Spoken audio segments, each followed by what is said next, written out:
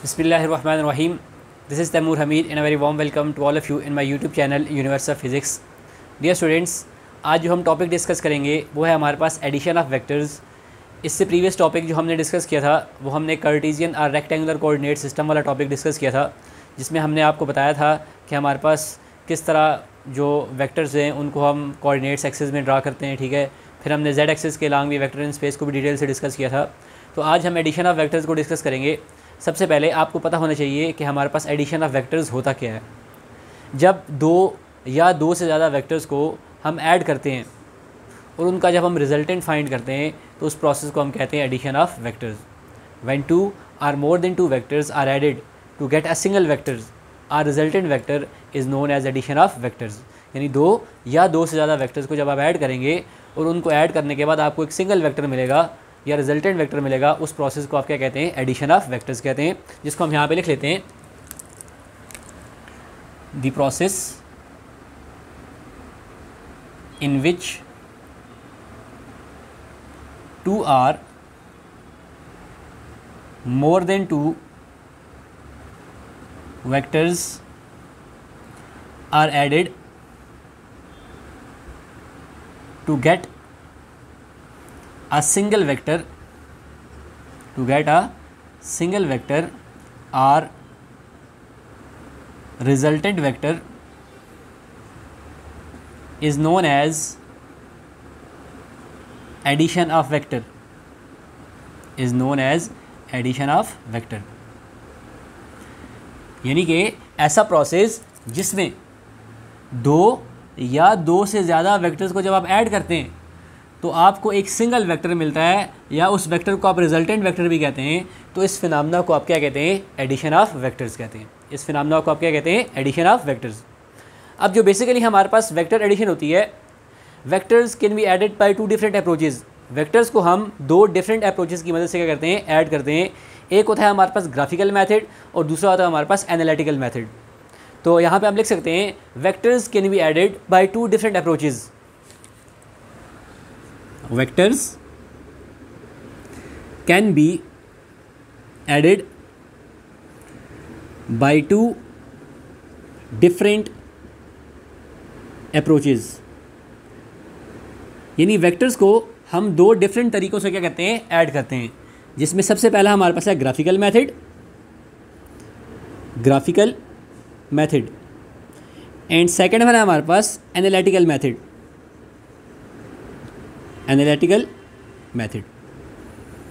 अब one by one हम इन दोनों तरीक़ों को डिस्कस करेंगे। फर्स्ट ऑफ ऑल हम डिस्कस करते हैं ग्राफिकल रिप्रेजेंटेशन। ठीक है, या आप इसको इस तरह भी कह सकते हैं addition of vectors by graphical method. ये हमारे पास अप्रोप्रिएट हेडिंग है। यानी अब सबसे पहले हम क्या डिस्कस करने जा रहे हैं? Addition of vectors by graphical methods, यानी वेक्टर्स को अब हमने ऐड करना है बाय ग्राफिकल मैथड। अब ग्राफिकली वेक्टर्स को ऐड करने के लिए हम एक रूल यूज़ करते हैं, वो रूल होता है हमारे पास हेड टू टेल रूल। हम यहाँ पे लिख सकते हैं graphically vectors can be added by head to tail rule। यानी ग्राफिकली हम वेक्टर्स को किस रूल के तहत ऐड करते हैं? हेड टू टेल रूल की मदद से ऐड करते हैं। अगर मैं अपने प्रीवियस टॉपिक को रिकॉल करूं, जब हम वेक्टर्स के बारे में बात कर रहे थे तो हमने आपको बताया था कि वेक्टर की डायरेक्शन को फाइंड करने के लिए हम एरो हेड यूज़ करते हैं। अब एरो में जो हमारे पास स्टार्टिंग पॉइंट होता है इसको हमने क्या कहा था? टेल कहा था, और जो एंड पॉइंट होता है इसको हमने क्या कहा था? हेड ऑफ वेक्टर कहा था। इसको टेल या ओरिजिन कहते हैं और इस पॉइंट को हम क्या कहते हैं? हेड कहते हैं। ठीक है, तो graphical addition of vectors by graphically method, उसको हम किसके थ्रू हल करेंगे, किसके थ्रू सॉल्व करेंगे? Head to tail rule method के थ्रू हम उसको क्या करेंगे? एक्सप्लेन करेंगे। तो कंसिडर टू वेक्टर्स। मैं दो वेक्टर्स ले रहा हूँ ए एंड बी, दो से ज़्यादा भी ले सकते हैं, लेकिन कॉन्सेप्ट को समझने के लिए हम सिर्फ यहाँ पे दो वेक्टर्स ले रहे हैं ए और बी। ठीक है, तो लेट्स सपोज मेरे पास ये एक वेक्टर है ए और ये एक वेक्टर है मेरे पास b। ठीक है, याद रखें कि जो वेक्टर a आप लेंगे, जिस प्लेन में लेंगे, जिस एक्सिस में लेंगे, ठीक है, उसी में आपने वेक्टर b को भी लेना है। ठीक है, या बाकी जितने भी वेक्टर्स होंगे आपने उनको उसी एक्स वाई प्लेन में लेना है, या नेगेटिव एक्सिस में ले रहे हैं उसमें लेना है। ठीक है, तो इस तरह ये एक्स वाई एक्सिस होता है आपके पास, ये एक्स वाई एक्सिस। अभी ये जो दोनों वेक्टर्स लिए मैंने एक्स वाई एक्सिस में लिए हैं, अगर आप एक वेक्टर इस एक्सिस में लेते हैं, यानी y पॉजिटिव और x नेगेटिव रखते हैं, दूसरा भी आपने इसमें लेना होगा, इसमें रखते हैं तो आपने सारे के सब इसमें रखने होंगे, इसमें रखते हुए इसमें रखने होंगे। तो मोस्टली हम हेड टू टेल रूल को समझने के लिए एक्स वाई प्लेन में ही सारे वेक्टर्स को क्या करते हैं, कंसिडर करते हैं, जो हमारे पास एक ईजी मेथड है जिसमें हमारे पास कोई भी इतनी डिफिकल्टी हमें वेक्टर्स को सॉल्व करने के लिए नहीं होती। ठीक है, तो हमने क्या ले लिया, दो वेक्टर्स ले लिए a और b। ये मेरे पास एक वेक्टर a है और ये मेरे पास क्या वेक्टर b है। अब इन दोनों वेक्टर्स को हमने ऐड करना है by head to tail rule. अब जब हेड टू टेल रूल की मदद से हम इनको ऐड करेंगे तो सबसे पहले हमने वेक्टर a को, सबसे पहले हमने क्या करना होगा, वेक्टर a को ड्रा करना होगा। ये मेरे पास क्या है जी, वेक्टर a है। ये वेक्टर a की मेरे पास टेल है और ये वेक्टर जहाँ पे मेरे पास एरो है ये मेरे पास क्या हेड है। तो लेट्स सपोज ये मेरे पास क्या आ गया, वेक्टर a आ गया। अब जो वेक्टर b होगा उसको हम वेक्टर a के साथ कैसे ऐड करेंगे, जो मेरे पास फर्स्ट वेक्टर की हेड होगी, जो मेरे पास क्या होगी, फर्स्ट वेक्टर की हेड, सेकंड वेक्टर की टेल को आपने उसके साथ क्या करना होगा, कनेक्ट करना होगा। हेड टू टेल रूल में आप क्या करते हैं, पहले वेक्टर को आपने ड्रा कर दिया तो जो सेकंड वेक्टर की टेल होती है उसको फर्स्ट वेक्टर की हेड से आप क्या करते हैं, अटैच करते हैं, कनेक्ट करते हैं। तो ये मेरे पास वेक्टर b है, इसकी जो मेरे पास टेल होगी इसको मैंने सेकंड वेक्टर की हेड से कनेक्ट कर दिया, तो ये मेरे पास क्या आ गया, वेक्टर b। दोनों वेक्टर्स को हमने ऐड कर दिया। इसी तरह अगर आपके पास तीसरा वेक्टर हो उसको भी आप ऐड कर सकते हैं, चौथा उसको भी ऐड कर सकते हैं। ठीक है, इसी तरह जो तीसरा वेक्टर होगा उसकी टेल को दूसरे वेक्टर की हेड से कनेक्ट करेंगे और आगे ले जाएंगे। ठीक है, सारे वेक्टर्स को आप ऐड कर सकते हैं इस तरह। अब जब दो वेक्टर्स को हमने ऐड कर दिया तो लास्ट में हमने इनको क्या करना होता है, लास्ट में इन दोनों, क्योंकि एडिशन ऑफ वेक्टर में हम क्या कहते हैं, two or more than two vectors added to get a single vector. अब हमने इन दोनों का एक सिंगल वेक्टर या रिजल्टेंट वेक्टर फाइंड करना है। उस रिजल्टेंट वेक्टर या उस सिंगल वेक्टर्स को फाइंड करने के लिए हम फर्स्ट वेक्टर की टेल से लास्ट वेक्टर की हेड पे एक लाइन लगाएंगे। ठीक है, फर्स्ट वेक्टर की टेल से लास्ट वेक्टर की हेड पे एक लाइन लगाएंगे और ये जो मेरे पास वेक्टर होगा ये मेरे पास रिजल्टेंट वेक्टर होगा और ये मेरे पास किसके इक्वल होगा, इसका जो मेरे पास रिजल्टेंट होगा वो वेक्टर a और वेक्टर b के क्या होगा, इक्वल होगा। वो वेक्टर a और b के क्या होगा, इक्वल। तो इस तरह हम क्या करते हैं, एडिशन ऑफ वेक्टर करते हैं by head to tail rule. अब ये जो मेरे पास रिजल्टेंट वेक्टर है ये मेरे पास किसकी इक्वल है, वेक्टर a और b के मेरे पास क्या है, इक्वल है। इसकी जो मेरे पास कंबाइंड प्रॉपर्टीज़ होंगी रिजल्टेंट वेक्टर की, वो इन दोनों वेक्टर्स की प्रॉपर्टीज़ के क्या होंगी, इक्वल होंगी। जो वेक्टर a की मेरे पास प्रॉपर्टी होगी, जो वेक्टर b की मेरे पास प्रॉपर्टी होगी, उसका कंबाइंड इफेक्ट मेरे पास जो होगा वो इस रिजल्टेंट वेक्टर का मेरे पास होगा। यानी r मेरे पास क्या रिजल्टेंट वेक्टर है वो a प्लस b के इक्वल है। जो इन दोनों की प्रॉपर्टी होगी वो कंबाइंड मेरे पास इस रिजल्टेंट वेक्टर की क्या होगी, प्रॉपर्टीज़ होंगी। अब जो हमारे पास addition of vector by head to tail rule होता है, इसमें हमारे पास commutative law of addition hold करता है। ठीक है, commutative law of addition hold in head to tail rule. Head to tail rule में जब दो वेक्टर्स को हम ऐड कर रहे होते हैं, ठीक है, तो इनमें कम्यूटेटिव लॉ हमारे पास क्या करता है, होल्ड करता है। कम्यूटेटिव लॉ से मुराद a plus b is equal to b plus a is equal to b plus a। यानी कि हेड टू टेल रूल में, यानी graphical addition of vectors by graphical method में जो हम head to tail rule use करते हैं उसमें हम कम्यूटेटिव लॉ को भी क्या कर सकते हैं, होल्ड कर सकते हैं। वहाँ पे कम्यूटेटिव लॉ भी हमारे पास क्या होता है, होल्ड करता है। यानी a plus b is equal to b plus a हम लिख सकते हैं। अब इसी तरह इस कम्यूटेटिव लॉ को अगर हम यहाँ पे एक्सप्लेन करें तो हम लिख सकते हैं, वेक्टर्स यहाँ पे ड्रा कर सकते हैं।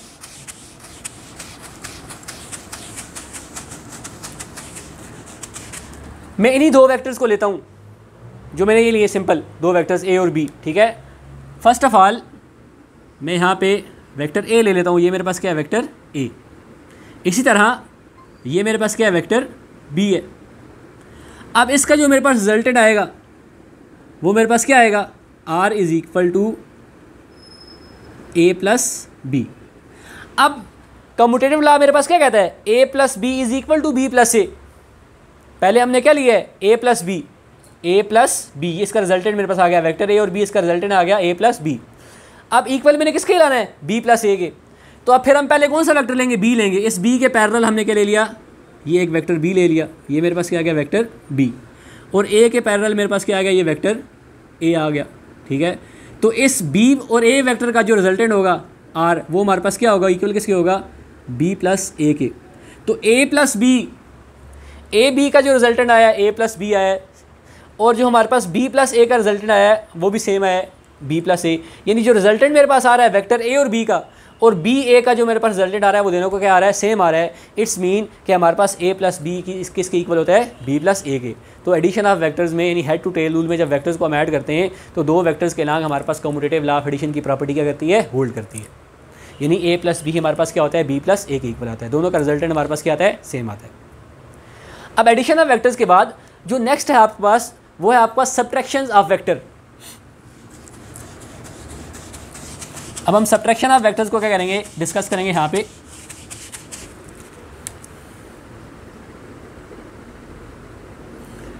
Subtraction of vector. बच्चों बेसिकली आपके पास सब्ट्रैक्शन ऑफ वेक्टर्स का कोई डायरेक्ट मेथड नहीं है। There is no direct method for the subtraction of vector. There is no direct method for the subtraction of vector. There is no direct method for the subtraction of vector. यानी subtraction of vectors के लिए भी आपके पास कोई direct method नहीं है। vectors की subtraction के लिए भी हम क्या करते हैं, vectors को add ही करते हैं पहले। ठीक है, let's suppose let we have two vector a and b। यानी मैंने क्या कहा है कि हमारे पास सब्ट्रैक्शन ऑफ वेक्टर का कोई डायरेक्ट मेथड नहीं है। सब्ट्रैक्शन के लिए भी हम एडिशन के मेथड को क्या करते हैं, यूज़ करते हैं। सब्ट्रैक्शन के लिए भी हम क्या करते हैं, एडिशन के मेथड को ही यूज़ करते हैं। लेट्स सपोज मेरे पास ए और बी वेक्टर हैं। अगर मैं if we subtract vector B from A, अगर मुझे वेक्टर बी को ए से सब्ट्रैक्ट करना हो तो सबसे पहले मैंने वेक्टर बी का नेगेटिव वेक्टर फाइंड करना होगा। सबसे पहले मैंने वेक्टर बी का क्या करना होगा, नेगेटिव वेक्टर फाइंड करना होगा।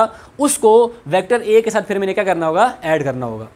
तो इसीलिए हम कहते हैं there is no direct method for the subtraction of vector. Subtraction of vector का भी हमारे पास कोई डायरेक्ट मेथड नहीं है। फॉर सब्ट्रैक्शन यानी सब्ट्रैक्शन के लिए हम क्या करते हैं, एडिशन का मेथड यूज़ करते हैं। We use the method of addition. हम क्या करते हैं, एडिशन के मेथड को अडॉप्ट करते हैं। लेकिन उसमें करते क्या हैं, जब दो वेक्टर्स की हमने सब्ट्रैक्शन करनी हो, जैसे मैंने ले लिया वेक्टर ए और बी, तो वेक्टर बी को जब ए में से हम सब्ट्रैक्ट करेंगे तो सबसे पहले वेक्टर बी का हमें क्या करना होगा, नेगेटिव वेक्टर फाइंड करना होगा। फिर उस नेगेटिव वेक्टर की जो वैल्यू होगी उसको वेक्टर ए की वैल्यू के साथ हम क्या करेंगे, ऐड करेंगे। लेट्स सपोज मेरे पास ये एक वेक्टर ए है, ये मेरे पास क्या है, एक वेक्टर ए, और ये मेरे पास क्या है, वेक्टर बी है, ये मेरे पास क्या है, वेक्टर बी। अब जब वेक्टर बी को ए से हम सब्ट्रैक्ट करेंगे तो सब्ट्रैक्शन के लिए सबसे पहले मुझे वेक्टर बी का नेगेटिव वेक्टर फाइंड करना होगा। तो नेगेटिव वेक्टर हम कैसे फाइंड करेंगे, ये मेरे पास वेक्टर बी की डायरेक्शन अपवर्ड है, तो इसके जब हम नेगेटिव फाइंड करेंगे तो हम इसकी डायरेक्शन के अपोजिट वेक्टर को ड्रा कर देंगे। ये हमारे पास क्या हो जाएगा, इसका नेगेटिव वेक्टर हो जाएगा। और इस नेगेटिव वेक्टर को हम वेक्टर ए के साथ फिर क्या करेंगे, ऐड करेंगे। तो इट्स मीन सब्ट्रैक्शन में भी एक्चुअली हम क्या कर रहे हैं, एडिशन कर रहे हैं। लेकिन एक प्रोसेस हम यहाँ पे करते हैं, जो हम वेक्टर बी होता है, जिस वेक्टर को वेक्टर ए से में हम सब्ट्रैक्ट करते हैं दूसरे वेक्टर से, उसका सबसे पहले आप क्या करते हैं, नेगेटिव वेक्टर फाइंड करते हैं। तो देखें इसको फिर हम ऐड कैसे करेंगे। ये आपके पास क्या आ गया, वेक्टर ए, और ये आपके पास क्या आ गया, वेक्टर बी, यानी इसका नेगेटिव वेक्टर आ गया। जब इनको आप ऐड करेंगे तो इनकी एडिशन के लिए आप फर्स्ट वेक्टर की टेल से लास्ट वेक्टर की हेड तक एक रिजल्टेंट वेक्टर ड्रा करेंगे, ये आर होगा। और ये रिजल्टेंट वेक्टर क्या शो कर रहा होगा आपको, vector A plus into minus vector B, plus into minus vector B, जिसको आप इस तरह यहाँ पे भी लिख सकते हैं, resultant of A minus B is equal to vector A plus into minus B, या आप इसको इस तरह भी लिख सकते हैं, resultant is equal to A minus B. तो ये आपके पास था सब्ट्रैक्शन ऑफ वेक्टर का फिनोमेना। इसी तरह लास्ट हमारे पास है multiplication of vector by a scalar or number. Multiplication of vectors by a scalar, scalar से मुराद नंबर। ठीक है, अब हमने मल्टीप्लिकेशन ऑफ वेक्टर करनी है किसके साथ, multiplication of vector bye scalar, scalar या आप नंबर भी कह सकते हैं। अब जो हमारे पास मल्टीप्लिकेशन ऑफ वेक्टर है स्केलर के साथ वो दो तरह की होती है। There are two types of multiplication of vectors by scalar या बाय नंबर, यानी वेक्टर्स की जो हमारे पास मल्टीप्लिकेशन होती है स्केलर के साथ या नंबर के साथ वो कितनी तरह की होती है, दो तरह की होती है। Multiplication of vector by positive number in multiplication of vector by negative number. तो यहाँ पे हम लिख लेते हैं multiplication of vector by positive number और multiplication of vector by negative number. ये हमारे पास दो टाइप से आगे, ठीक है। सबसे पहले हम डिस्कस करते हैं multiplication of vector by positive number को, ठीक है। अब देखें, लेट्स सपोज आप पास एक वेक्टर ए है, आपके पास एक वेक्टर ए, ठीक है। जब इसको आप पॉजिटिव नंबर से मल्टीप्लाई करेंगे, यानी n represent positive number 1 2 3 4 up to so on, ठीक है। तो जब इस वेक्टर ए को आप किसी पॉजिटिव नंबर से मल्टीप्लाई करेंगे, लेट्स सपोज इस वेक्टर ए को मैं मल्टीप्लाई कर रहा हूँ 3 से, तो हमारे पास क्या हो जाएगा, 3 हो जाएगा। इट्स मीन जो वेक्टर ए होगा वो हमारे पास किसके इक्वल हो जाएगा, 3a के इक्वल हो जाएगा। किसके इक्वल हो जाएगा, 3a के इक्वल हो जाएगा। तो जब आप किसी भी वेक्टर को एक पॉजिटिव नंबर से मल्टीप्लाई करते हैं, तो पॉजिटिव नंबर से मल्टीप्लाई करने के साथ वेक्टर का जो मैग्नीट्यूड है वो इंक्रीज़ कर जाती है, डायरेक्शन क्या रहती है, सेम रहती है। When a vector is multiply by a positive number its magnitude will increases but direction remain same, उसकी डायरेक्शन क्या रहती है, सेम रहती है। तो इस तरह मैंने एक वेक्टर ए की एग्जांपल ली, जब इसको मैंने एक पॉजिटिव नंबर से मल्टीप्लाई किया तो इसका मैग्नीट्यूड मेरे पास इंक्रीज़ कर गया, लेकिन डायरेक्शन मेरे पास क्या रही है, वही रही है। तो हमारे पास क्या होता है जी, multiplication of vector by positive number के साथ मैग्नीट्यूड इंक्रीजेज, मैग्नीट्यूड इंक्रीजेज और जो हमारे पास डायरेक्शन है वो क्या रहती है, सेम, डायरेक्शन रिमेन सेम। इसी तरह दूसरा है multiplication of vector by negative number. Let's suppose मेरे पास यही एक वेक्टर ए है, मेरे पास क्या है, ये एक वेक्टर ए। जब इसको हम एक नेगेटिव नंबर से मल्टीप्लाई करेंगे, लेट्स सपोज इसको मैं -3 से मल्टीप्लाई कर देता हूँ, इसको मैं किससे मल्टीप्लाई कर देता हूँ, -3 से मल्टीप्लाई कर देता हूँ। जब आप इसको एक नेगेटिव नंबर से मल्टीप्लाई करेंगे तो इट्स मीन जब इसको आप नेगेटिव नंबर से मल्टीप्लाई करेंगे इसका मैग्नीट्यूड तो इंक्रीज़ होगा, लेकिन नेगेटिव साइन आपके पास डायरेक्शन को क्या कर देगी, इस वेक्टर की को अपोजिट कर देगी। तो जो हमारे पास इसका रिजल्टेंट आएगा वो हमारे पास फिर इस डायरेक्शन में आ जाएगा, इस तरह -3a आ जाएगा, इस तरह हमारे पास क्या आ जाएगा, -3a। तो जब वेक्टर्स को आप किसी पॉजिटिव नंबर से मल्टीप्लाई करेंगे magnitude increases but direction remain same, लेकिन जब वेक्टर को आप नेगेटिव नंबर से मल्टीप्लाई करेंगे मैग्नीट्यूड तो इंक्रीज़ होगा ही होगा, मैग्नीट्यूड इंक्रीजेज, मैग्नीट्यूड इंक्रीजेज, लेकिन जो हमारे पास डायरेक्शन होगी, डायरेक्शन क्या हो जाएगी, चेंजेस हो जाएगी, डायरेक्शन क्या हो जाएगी, चेंजेस हो जाएगी। तो ये हमारे पास है multiplication of vector bye scalar या नंबर। ये आपके लिए MCQs के लिए भी क्या है, इंपॉर्टेंट है। तो ये था हमारे पास addition of vectors, subtraction of vectors और multiplication of vectors by number और स्केलर। अब इसके बाद जो हम नेक्स्ट टॉपिक इंशाल्लाह डिस्कस करेंगे वो हमारे पास एडिशन ऑफ वेक्टर्स की एनालिटिकल मेथड होगा, जिसमें हम वेक्टर्स की रेजोल्यूशन ऑफ वेक्टर्स को क्या करेंगे, डिस्कस करेंगे। इन टॉपिक्स के अलावा ये जो हमने अभी डिस्कस किए इस क्लास में, इस लेक्चर में, अगर आपको कोई भी डिफिकल्टी, कोई भी प्रॉब्लम हो तो कमेंट सेक्शन में लाजमी पूछिए। इंशाल्लाह नेक्स्ट लेक्चर में मिलेंगे, तब तक के लिए अल्लाह हाफ़िज़, थैंक यू वेरी मच।